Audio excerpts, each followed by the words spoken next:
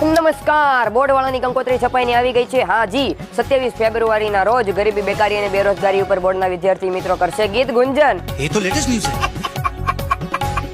1 માર્ચના રોજ વાના રસમનું આયોજન અને સંચાલન કરવામાં આવશે. 4 માર્ચના રોજ મહેંદી રસમનું આયોજન કરેલું છે, તો બધા મહેંદી લગાડશે તો ખાતા સરભર કઈ રીતે કરશે? क्या सोच है रे तेरी? 6 માર્ચના રોજ ચિંગ ચાંગ ચૂંગના કાળમાં ફસાઈ અને હલ્દી સેરેમનીનું આયોજન કરવામાં આવેલું છે. लेवल सबके निकलेंगे.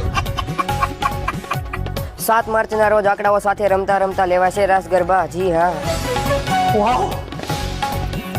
8 માર્ચના રોજ ગુજરાતી ભાષા એટલે કે આપણી જ માતૃભાષામાં મંડપ મુહૂર્ત કરવામાં આવશે અને આજ દિવસે જાન પ્રસ્થાન પણ રાખેલી છે. 11 માર્ચના રોજ પત્ર વ્યવહાર કરી અને બોલપેન ભાઈ અને પુરવણી બહેનની કરવામાં આવશે વિદાય. मैं गाली नहीं दे सकता. नहीं, गाली नहीं देना.